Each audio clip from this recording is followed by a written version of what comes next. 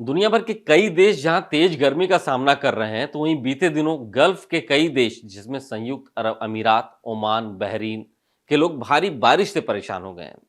ये दुनिया के वो इलाके हैं जो अपने सूखे रेगिस्तानों, चिलचिलाती गर्मी और चमचमाती इमारतों के लिए जाने जाते हैं। इन देशों का मौसम साल भर लगभग गर्म ही रहता है। हाल ही में इन्हीं इलाकों के ऊपर बादलों ने कुछ ही घंटे में दुबई को पानी में डुबो दिया। इस आधुनिक शहर की सड़कों, गलियों से पानी ऐसे बहने लगा मानो नदी बह रही हो।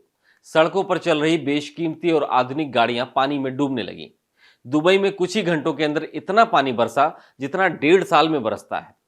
16 अप्रैल 2024 को दुबई में 142 मिलीमीटर बारिश हुई, जबकि साल भर में औसतन 85 मिलीमीटर बारिश ही बमुश्किल हो पाती है। यूएई के अलाइन अमीरात में तो सबसे ज्यादा 250 मिलीमीटर बारिश दर्ज की गई। इसी से अंदाजा लगा सकते हैं कि कितना पानी बरसा और अचानक बरसा। न्यूज एजेंसी ब्लूमबर्ग ने मौसम विभाग के एक एक्सपर्ट के हवाले से अपनी रिपोर्ट में एक ऐसी संभावना जताई है कि क्लाउड सीडिंग के लिए बने विशेष विमानों ने क्लाउड सीडिंग के लिए 6 बार उड़ान भरी थी, जिसकी वजह से इस इलाके में इतनी बारिश हो गई। अब सवाल यह उठता है कि आखिर क्लाउड सीडिंग क्या है जिसने रेगिस्तानी इलाके में भीषण बारिश करा दी।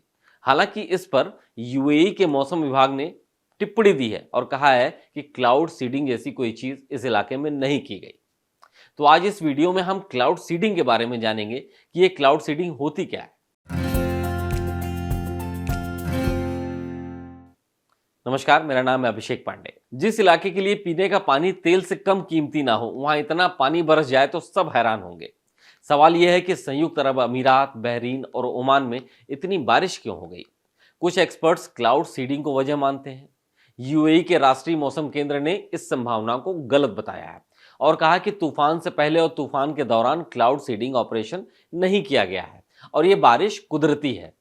यूएई समेत कई देश क्लाउड सीडिंग करते हैं। अब क्लाउड सीडिंग क्या है ये जान लेते हैं। क्लाउड सीडिंग का मतलब होता है कि कृत्रिम तरीके अपनाकर बादलों को जल्दी बरसने के लिए तैयार करना। क्लाउड सीडिंग से बारिश को कंट्रोल किया जाता है। पानी की कमी से जूझ रहे कई देश इस तकनीक से भूगर्भ जल स्तर को बढ़ाने के लिए बादलों में क्लाउड सीडिंग करके बारिश कराते हैं। क्लाउड सीडिंग से बादलों से काफी जल्दी बारिश करा दी जाती है। क्लाउड सीडिंग दरअसल बारिश कराने का एक तरीका है। अब ये भी समझते हैं कि बादलों से बारिश होती कैसे है, फिर हम आगे क्लाउड सीडिंग के बारे में विस्तार से बताएंगे। दरअसल बादलों का निर्माण वाटर ड्रॉपलेट्स यानी पानी की बेहद छोटी छोटी बूंदों से होता है। बादलों में यही वाटर ड्रॉपलेट्स आपस में मिलकर बड़ी ड्रॉपलेट्स बन जाती हैं और ये ड्रॉपलेट्स जब ऊंचाई पर जाती हैं तो तापमान में गिरावट के कारण ये आइस क्रिस्टल्स में बदल जाती हैं। ये प्रक्रिया तब तक चलती रहती है जब तक ये ड्रॉपलेट्स और आइस क्रिस्टल्स अपने भारी वजन से बादलों से नीचे गिरने लगे। इसी को बारिश कहा जाता है, इसी को स्नोफॉल या कुछ जगहों पर ओला गिरना भी इसी को कहते हैं। अब बात करते हैं क्लाउड सीडिंग की। इसका आविष्कार अचानक ही हुआ जब 1943 में एक American chemist doctor Vincent shepherd ने अपने एक्सपेरिमेंट के दौरान इसकी खोज कर ली।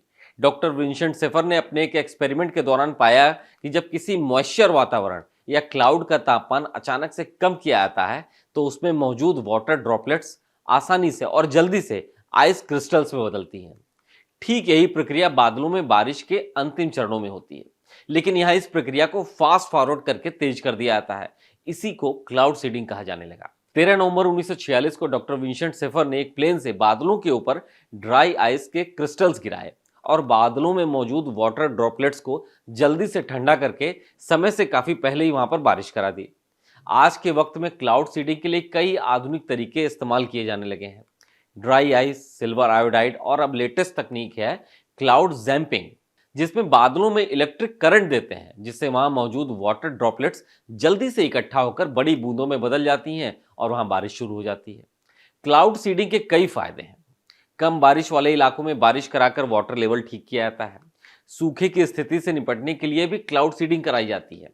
किसी निश्चित दिन पर बारिश रोकने के लिए भी क्लाउड सीडिंग की जाती है। 2008 बीजिंग ओलंपिक में ओपनिंग सेरेमनी के दौरान संभावित बारिश को रोकने के लिए चीन ने तय दिन से काफी पहले क्लाउड सीडिंग कराई थी, जिससे उस इलाके में सारे बादल काफी पहले ही बरस गए और ओपनिंग सेरेमनी के दिन बारिश नहीं हुई। भारत में साल 1983 में क्लाउड सीडिंग टेक्नोलॉजी का पहली बार इस्तेमाल किया गया था।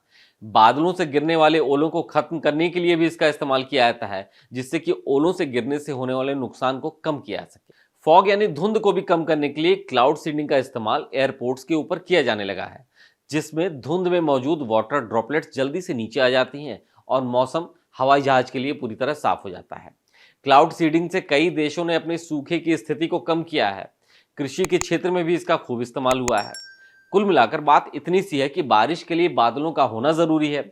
बादलों में कुछ नमी यानी वाटर वेपर्स होनी चाहिए और इन्हीं बादलों से होने वाली बारिश को कंट्रोल करने को क्लाउड सीडिंग कहा जाता है। तो आज के एक्सप्लेनर में सिर्फ इतना ही। ऐसे ही और जानकारी वाले वीडियोस पाने के लिए आप देखते रहिए डेली लाइन।